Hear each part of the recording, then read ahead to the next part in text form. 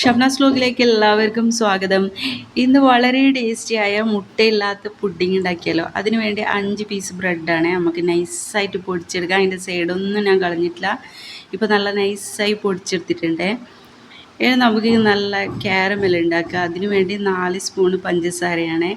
ഇത് നമുക്ക് നല്ലോണം അലിയിച്ചെടുത്ത് കാരമലാക്കി എടുക്കുക. കാരമലാക്കി എടുക്കാൻ എന്തായാലും കുറച്ച് സമയം എടുക്കും. ബാക്കിയൊക്കെ വളരെ ഈസിയാണ് കേട്ടോ. കാരമലാക്കി എടുക്കാൻ മാത്രം കുറച്ച് സമയം എടുക്കും. ബാക്കിയൊക്കെ വളരെ പെട്ടെന്ന് തന്നെ നമുക്ക് ചെയ്തെടുക്കാവുന്നതാണ്. നമ്മുടെ ബിൽഡിങ്ങിൻ്റെ മേലെ പണിയെടുക്കുന്നുണ്ട്, അതുകൊണ്ടാണ് തട്ടുന്നീ മുട്ടുന്നൊക്കെ സൗണ്ട് എടുക്കുന്നത് കേട്ടോ. ഇപ്പോൾ നമ്മളെ കാരമൽ റെഡി ആയിന് കേട്ടോ. പിന്നെ ഇതിലേക്ക് ഒരു 1 ഗ്ലാസ് പാലാണ് ഞാൻ ചേർത്ത് കൊടുക്കുന്നത്. നമ്മൾ ഒരു പാക്കറ്റ് പാലിൻ്റെ പകുതി, സാധാരണ നമ്മൾ ഒരു പാക്കറ്റിൽ 2.5 ഗ്ലാസ് പാലാണ് ഉണ്ടാവുക.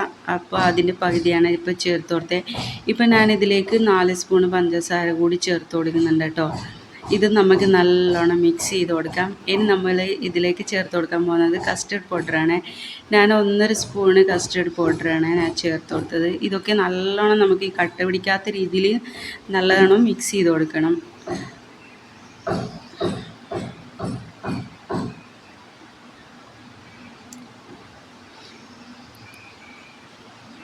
നല്ലോണം മിക്സ് ചെയ്ത് കൊടുത്തതിന് ശേഷം ഇത് തിളക്കാനൊന്നും കാത്തിരിക്കണ്ട.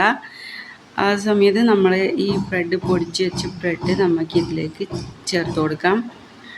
ഇത് ഞാൻ നേരത്തെ പറഞ്ഞിട്ടുണ്ടല്ലോ, 5 പീസ് ബ്രെഡാണ് കേട്ടോ പൊടിച്ചെടുത്ത്. അത് ഇപ്പോൾ ഇതിലേക്ക് ചേർത്ത് കൊടുക്കുന്നുണ്ട്.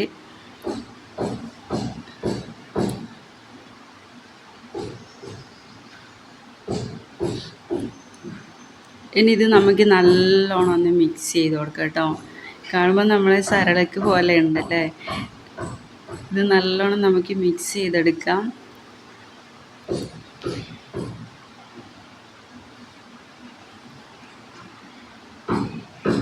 ഇത് നമ്മുടെ കാരമൽ ചെയ്ത് വെച്ച പഞ്ചസാരയാണ്.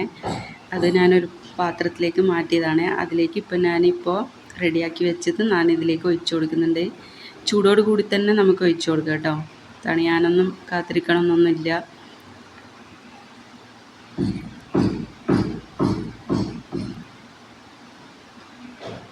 ഇത് നല്ലോണം നമുക്കൊന്ന് ഫിനിഷ് ചെയ്ത് കൊടുക്കാം. എന്നിട്ട് നമുക്ക് ഇതൊന്ന് ആവിയിൽ വെക്കാനുണ്ട് കേട്ടോ. നമ്മൾ സാധാരണ നമ്മളെ ഇഡ്ഡലിയൊക്കെ ചുടുന്ന ഇഡ്ഡലി തട്ടില്ലേ, അതിൽ വെച്ച് കൊടുത്താൽ മതി കേട്ടോ.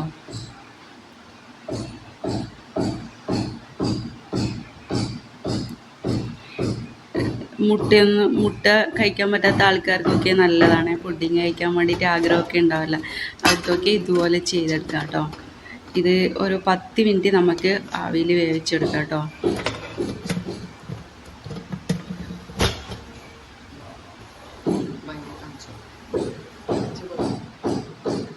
ഇപ്പോൾ നമ്മൾ അടിപൊളി പുഡിങ് റെഡിയായി കേട്ടോ. മുട്ടയില്ലാത്ത പുഡിങ് റെഡിയായി. വളരെ ടേസ്റ്റിയാണ്. നിങ്ങൾക്ക് ഇഷ്ടമായെങ്കിൽ എൻ്റെ ചാനൽ സബ്സ്ക്രൈബ് ചെയ്യാനും ലൈക്ക് ചെയ്യാനും ഷെയർ ചെയ്യാനും സപ്പോർട്ട് ചെയ്യാനൊന്നും മറക്കരുത്. ഇതുപോലെ നല്ല വീഡിയോ ആയിട്ട് നമുക്ക് വീണ്ടും കാണാം. പിന്നെ ഇത് നല്ലോണം തണിഞ്ഞതിന് ശേഷമാണ് നമ്മൾ കോരി കഴിക്കേണ്ടത്. കുറച്ച് നല്ലോണം തണിയാൻ വെച്ച് കഴിഞ്ഞാൽ നല്ല അടിപൊളിയായിട്ട് തന്നെ ഇത് കിട്ടും കേട്ടോ. ഇത് മുട്ടയില്ലാത്തതുകൊണ്ടാണ് ഇതുപോലെ കാണുന്നത്, പക്ഷെ കഴിക്കാൻ നല്ല ടേസ്റ്റ് ഉണ്ടായിന്. Okay, bye.